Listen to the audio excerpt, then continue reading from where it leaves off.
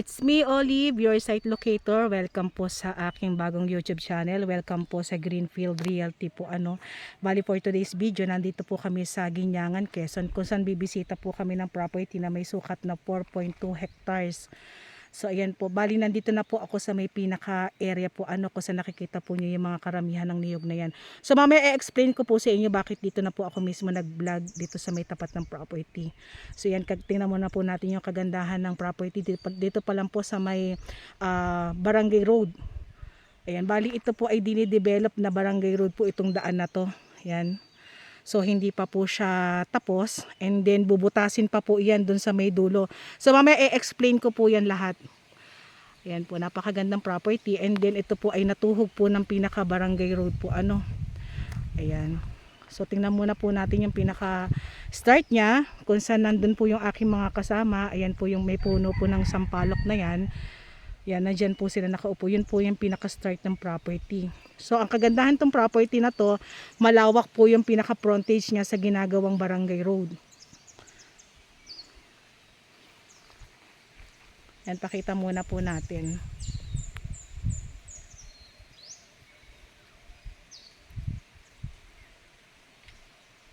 So, dito pa lang sa may pinaka-harapan po, napakagandang property, napakaraming niyog. Yan. So pupuntahan natin bawat sulok niyan.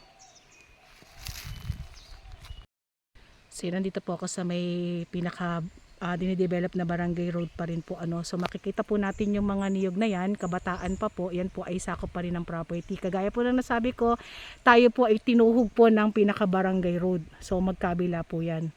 And then explain ko lang po ito pong kabuuan po talaga ng nasa title is nasa 6.2 hectares. Pero ang binebenta lang po ni owner is 4.2 hectares. So mapapansin po natin, ito pong may bakod na to, yan. Diyan na po nag-cut sila ng 2 hectares.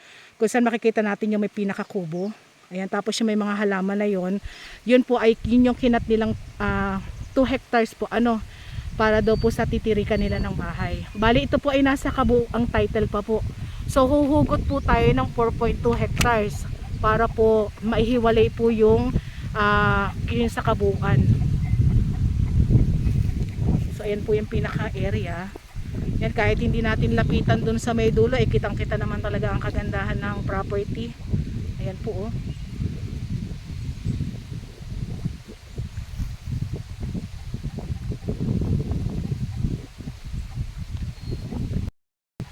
So lalakad ako dito sa may pinaka dinidevelop na Barangay Road. So explain ko lang po yung pong pinakadulo niyan na binubutas pa po kasi yung pinaka Barangay Road po na yan doon sa may dulo. So ang tatagusan po niyan ay papunta po iyang Guinyangan, labas po ng Villa Aurora. Yan po yung pinaka patutunguhan po nung pinaka binubutas na yan. And then dito naman po sa kabila is lulusot po tayo ng National Road. Diyan po sa pinakadulo na yan, bali ang lulusutan po natin is Lopez to Buena Vista po. So yan po yung mga binubutas na road dito sa lugar na to. So hindi pa po natin estimate kung ilang kilometers pa po yung lalakaran natin or yung dadaanan natin para makalabas tayo ng property, kasi nga po ay dinedevelop po at binubutas pa po. So ang naging paraan po namin para makarating po dito sa property is nagmotor lang po kami. So okay naman po, kaya naman po ng motor. Yun nga lang, talagang hindi pa po makakapasok ang sasakyan kasi ginagawa pa po. So ito po ay Barangay Road, and then yan po ay maglalaro po sa nasa 4 to 5 meters po yung pinakalapad niya. So kagandahan nitong property na to, sa ngayon po dinidevelop pa po ang daan. So napakamura lang po ni seller, binebenta po tong property na to. Ganda, daming niyog. So binibigay ko po sa inyo yung reality po ng property. Talaga pong sa ngayon po nagmotor lang po kami, lakad, pero soon po ay madidevelop na po tong daan na to. Nakita naman po namin mga gumagawa ng road dun sa may pinakalabas. So ang property po natin ay almost flat po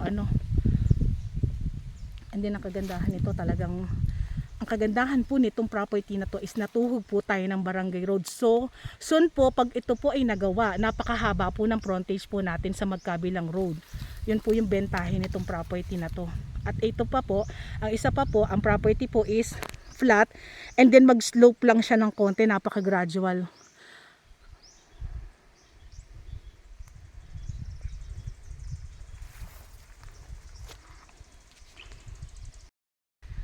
So yan po, habang binabaybay ko po yung dinedevelop na barangay road, binabaybay ko po yung pinakakalsada ano. So pag nagawa po tong kalsada to ay napakagandang property nito. Kasi nga po ay dalawa po yung magiging lusutan po natin patungo sa mga bayan and then sa national road. At ang kagandahan po, takaran-takaran pa lang po yung niyog, kung baga ay parang batang-bata pa po kung tawagin dito sa Quezon. Napakatagal pa po natin pakikinabangan.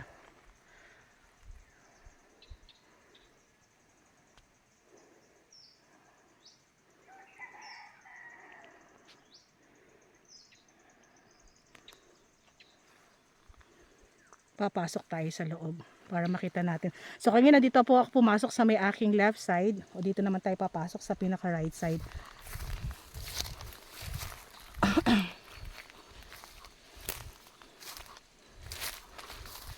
Ay kagandang property. Punong-puno po siya ng niyog talaga, as in. Talagang niyugan po talaga itong property na to. So ito po ay nasa 800 kapuno ng niyog. And then ito po ay naglulukad po ano ng 14,000 kabuo sa loob ng 45 days. And then ang nakokopra po nila, yung nakukuha nilang pera is naglalaro po sa 85,000 pesos po kada lukad po nila. So dito pa lang may return income ka na. Dito po ako sa may right side po So both side punong-puno siya ng niyog.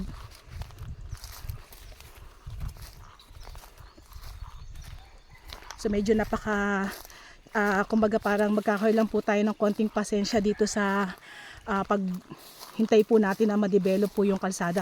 Pero ang kagandahan po, kahit po siya ganito yung kalsada niya na medyo mahirap papundaanan, ang kagandahan po is may pondo na po siya, sinisimulan na po siyang gawin, and then binutas na po siya. So talagang soon ay magagawa na po itong mga road na to. So kagandahan, tinamaan po ng road yung pinaka-property po natin, or madadaanan po ng road ang pinaka-property. So yun po yung pinakabentahin nitong property na to. So estimated ko po maglalaro po sa yung isa pong sa right side ko po ay maglalaro po sa nasa 150 meters po ang pinaka-frontage. And then sa left side ko po, kung nga po doon sila nag-cut ng 2 hectares, so medyo hindi po pantay yung pinaka frontage niya. So mapapansin po natin yung tinuro ko po sa inyo kaninang bahay na kumat po sila doon ng 2 hectares. Ayun po, doon po sila kasi nagtayo ng bahay din sa may tabi ng road. So mababawasan yung pinaka frontage po natin doon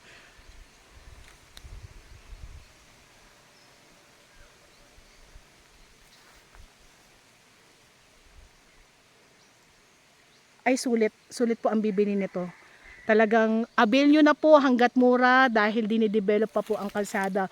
Once na nagawa po ito, magmamahal po itong property na to. Yun lang po yung masasabi ko sa inyo. At ang kagandahan pa po, malaki po yung return income niya.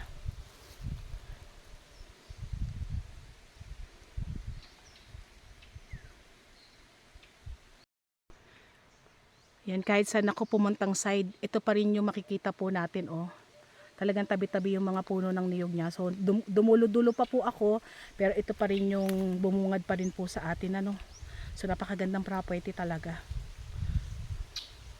And then kagandahan po nito ito po ay sinasagot na po ni seller po ang CGT at doc stamp, and then sinasagot din po nila ang pagpapasukat kung sakali po na i-avail niyo po itong property na ito. So sagot na po lahat ni seller po yung gastos. Yun na lang pong pagpapatransfer po ang hindi po nila sinasagot.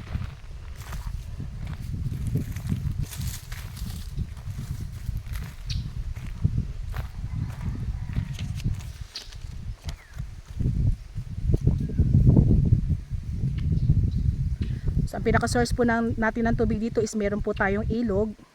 Ayan, doon sa may bandang gilid doon po. Bali parang niligiran po siya ng ilog doon sa may gawi po doon. And then may mga fruit bearing din po tayo kagaya ng langka, guyabano. Tapos may ilan po tayong puno na mga hardwood. May mga mahogany din po ng konti. So mga ilan-ilan lang.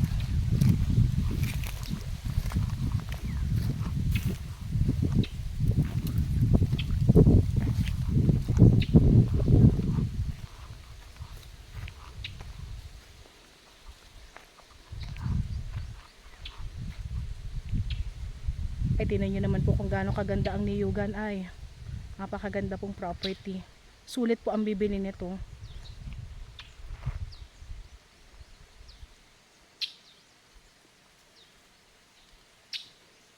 Talagang hindi ka pa mapapagod ikutin yung property kasi nga po ito ay semi-flat lang po tayo. Merong konting slope pero gradual na gradual. Hindi ko naman po sinasabi talagang slope, pero sasabihin ko na lang po na kung ako po ang magde-describe po ng tayo ng property, semi-flat lang po ito. Tingnan nyo naman sa dami ng niyog. Kadami.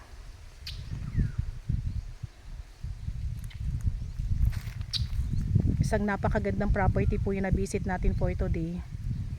Talagang even ngayon po ay napakahirap pumunta kasi nga po ay single lang po yung gamit namin, pero once na na-develop po ito, pasok na pasok po yung 4 wheels natin.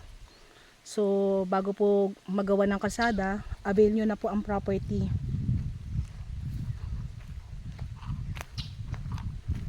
So lalabas ako dun sa may pinaka right side, punta naman tayo sa may pinaka left side.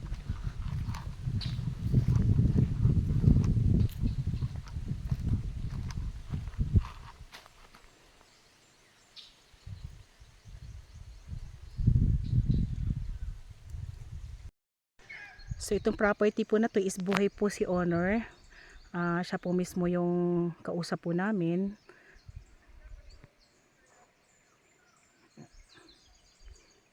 Doon po sa may gawi doon, mapapansin po natin marami po tayong puno ng ipil. At ang kagandahan po itong property na to, mukhang alagang-alaga. Malinis po siya.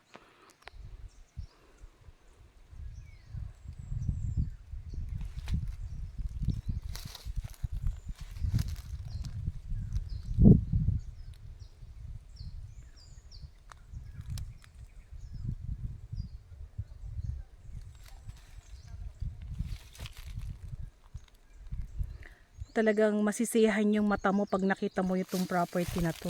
Talagang ma-amaze ka.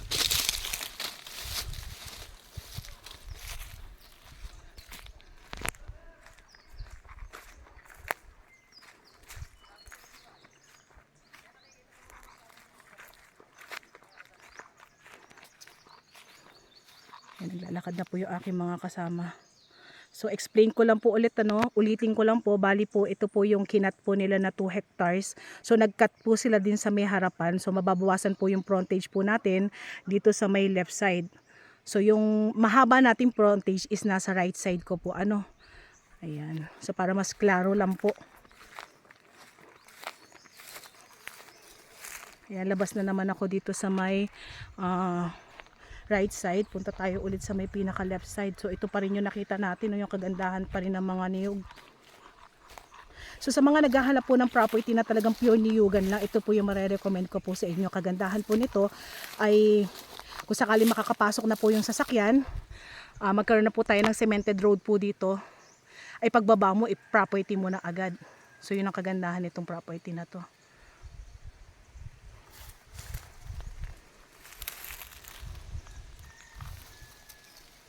So papunta pa po yan, paakit pa po ng konti doon, pag mag-slope tayo ng konti. So dulo pa po yan. So malayo pa po yan, sakop yan, hanggang doon pa po yan. Hanggang doon pa, and then doon po sa may dulo, hanggang doon pa po sa dulo yan.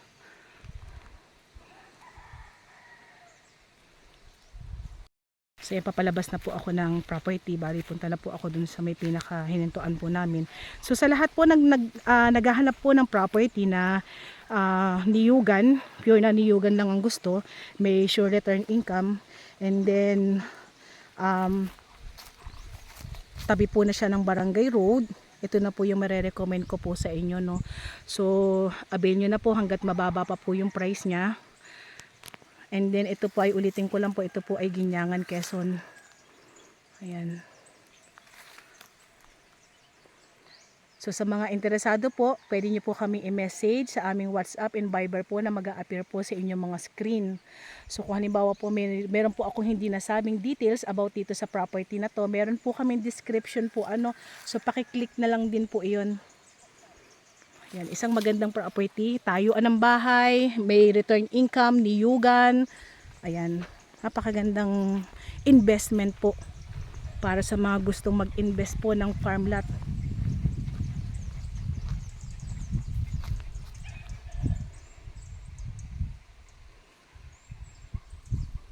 So yan po, message nyo na po kami dito sa aming Greenfield Realty po.